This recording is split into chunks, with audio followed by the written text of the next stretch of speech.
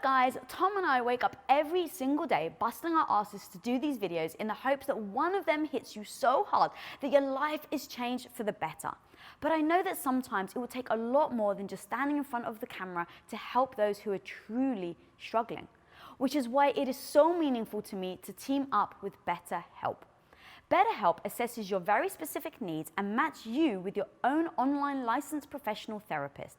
Guys, I get it's hard to make that first step and ask for help, so I'm really hoping this makes it easier for you or anyone you know that is struggling to take that first action step. So today, especially for you guys, we have a special offer.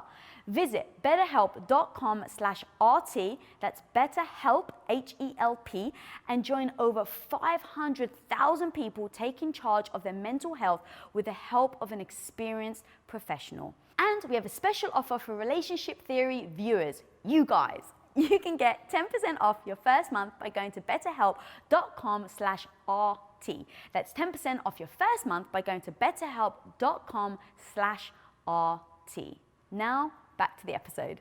Trying to convince everybody of the utility of a growth mindset is a losing battle. I am your co-host, Tom Bilyeu, and I'm here with my beloved wife, Lisa Bilyeu. What's up? Hello. So, welcome to the show, everybody. All right. This is from, there's some questions from YouTube. Hey, YouTube. Nice. So this is from Manu Pathak. Tom and Lisa, how does one keep motivating their partner even when she doesn't want to improve, but is happy with herself and doesn't want to move forward? Oh, dear God. I knew you'd like that one. I am the wrong person to ask this question to because I respond very violently to people that aren't in growth mode. So if you're also not in growth mode, then I'm sure it can work just fine. I could not be with someone that wasn't in a growth mode. And look, it is a fascinating conversation to talk about the friction between loving yourself for who you are, where you are, and at the same time, pushing yourself every day to get a whole lot better, to understand that spending 20% of your time, in my estimation, is where you should be deeply dissatisfied with where you're at. Now, that assumes that people want to play on a world stage, that they want to really do something great with their lives, that they want to be the best that there ever was at whatever. If we were going to be parents and that was going to be our life, I'd want to be the best parent of all time. I would create metrics how does one judge this, whether that's fMRI measured happiness in the child, whatever those metrics were going to be. But that's just the identity that I have built for myself. That's so important to me. And it gets me so excited. And that's what I want people to understand. I love that. It isn't I don't feel beaten up. In those 20% moments where I'm deeply dissatisfied with myself, there is a huge portion of my brain allocated to feeling so proud of myself for being willing to do that and to push myself. And it's exciting and it's joyful. So yes, I'm focused on where I am deeply inadequate, but I love that I'm willing to do that. I love that process. So with my value system, my identity, I couldn't be with somebody like that. I think that proselytizing, trying to push somebody is a recipe for disaster. You're begging for pain. So I wouldn't want to be in that kind of relationship. The other person is going to feel judged. They're going to feel, because their value system is not one of growth, they're going to be they're going to feel miserable being around you because you're essentially asking them to accept that they're inadequate, which is anathema to their identity and their vision of the way the world should be. Right. Oh God, if your job is to make the other person feel better about themselves when they're around you than they are when they're not with you, that is not how you accomplish that. So I just happen to believe, with all of my views of the world and all of that somebody who isn't growth-minded is wasting their life. But that clearly is not how they feel from their perspective. So that's why I don't hire people like that. I don't have long-term relationships with people like that. I would never be in a romantic relationship with somebody like that because you cannot help but grow apart. Because if they're staying here and you're growing, by definition, you're going to grow in opposite directions. Because, for instance, if you had the growth mindset that you have now and we met back when I didn't have a growth mindset, this never would have worked. You would have been so turned off by me.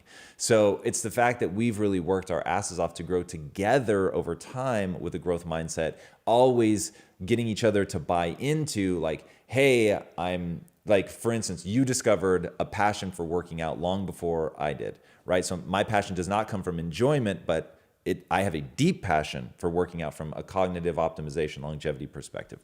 So we found them at different times. You encouraged behavior to help me get where I needed to be. I found a growth mindset faster than you. So us coming together on that and like, hey, this is what I'm getting into. Like, these are the words, these are the places that it's going to take me.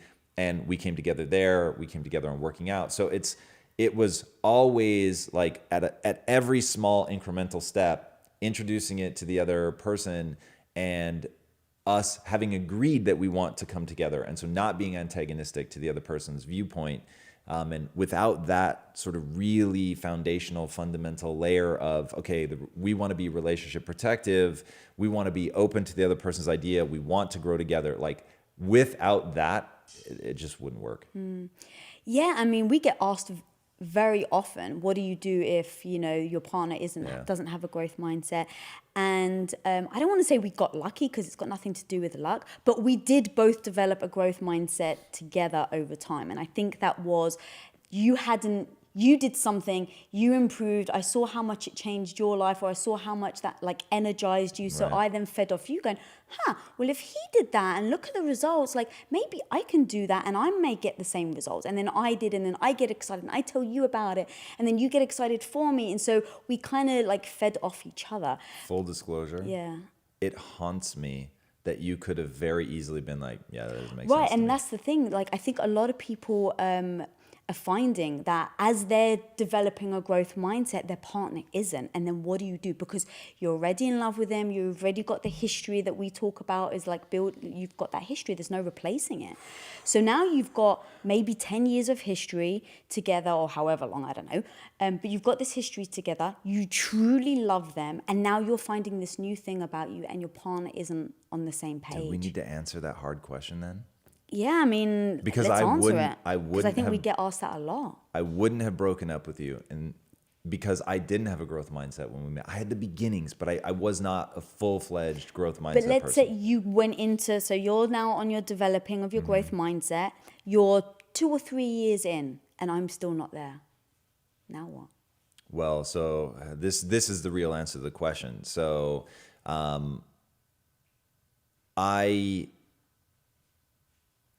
oh God, people are not going to like these words. Here's the truth. These are bad words. I need better words. I've never had to think about them because you've been so adaptive with me. But in the beginning, and I used to say these words to you, but you were so open-minded that it didn't cause any problems. I said, I'm going to manipulate you. And I actually said these words. I'm going to manipulate you, and here's how I'm going to do it. I'm going to reward behavior that I want more of, and I'm going to punish behavior that I don't like. I know you like, oh God, people are really going to dislike this, but this is the fucking truth.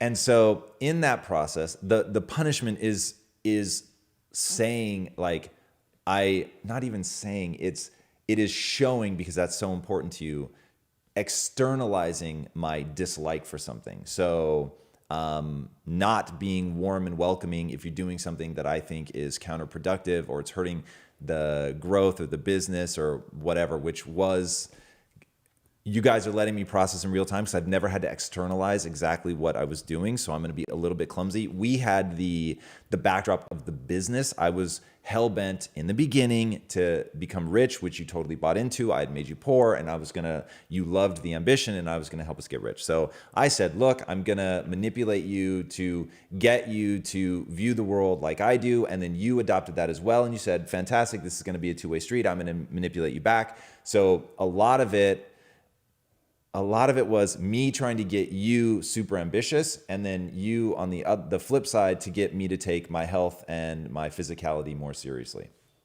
And we both rewarded behavior that we wanted more of, and we punished, I use that word very lightly, behavior that we didn't want to see And for the more of. podcast people, you're doing Air quotes, yeah. So that was literally talking each other through it the whole way. Right. So that you never felt manipulated in the icky It's sense the of icky, the and word, that's the where you problem. don't know what's happening, right? Exactly. So we were just talking through it, like, hey, I am so stoked that you, like, for instance, if I went to the gym in the early days, you were like, oh my God, you look so good. Your shoulders look amazing. Oh, Yeah. baby. Like, I would touch your oh, shoulders, I would touch 100%. your pecs because I knew that turned you on and For that, that sure. was an incentive. It made me feel like Yeah, a stud, 100%. right? Like, let's just be real. First of all, I was in my early 20s. So, boys and girls, like, feeling like a sexual stud was pretty amazing. And you just heaped it on. And I knew you were doing it to make sure that I kept going to the Right. gym. I But wasn't pretending.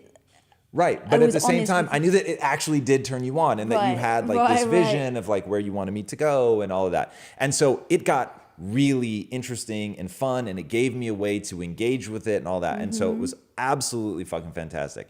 And you were never cruel, never mean. I want to be very clear about that. She wasn't like, hey, fatty, like if I didn't go to the gym, right? There was none of that. And it was really like a beautiful, warm thing. Yeah. But at the same time, like if I were getting mentally late. Static I from think the walkie. Ibrahim wants to join the conversation. If I were getting mentally and emotionally lazy, like I remember the first time I went low carb and I was getting like huge benefits from it. And I got so annoyed. You were because almost a little annoyed with me. a little, I was insanely annoyed with you. What are you talking about? All of my anger, I had to like have somewhere to put it. You Because wouldn't let me eat the cookie. 100%. I was so mad. I was like, I had a headache, right? Because that first time that you transition out can be really, really rough, especially if you don't know how to do it well, which I certainly did not. And I was like, if I eat that cookie right now, I will feel better. I won't have a headache. I'll be like just in a better place. And that was one of those times where you're like, do you ever want to get to the other side of this? You know that you have to break the addiction to sugar. So sure, if you want to have the cookie, have the fucking cookie. But like, don't pretend that you're doing it for any reason other than you're getting emotionally and mentally weak about Right. it. And I was like, full respect. Like that is absolutely, I'm being a petulant child because I know what awaits me on the other side. People that I respect very much have told me what's on the other side of this. So unless I'm going to say that I just happen to be the one outlier that doesn't respond the way everybody else in humanity responds to, I have to own that this really is just, I'm frustrated and I'm feeling down and this is a neurochemical state. Right. And even in saying like, if I eat the cookie, I will feel better. It's acknowledging that I'm just trying to manipulate my brain chemistry. And so you weren't like, oh baby, like, and this is like some of those early things where the notions of I'm not looking for sympathy, empathy. Yes. Like saying, I fully get it. Right. I know what That's this transition shitty that is you like. have a headache. Yeah, for sure. Right.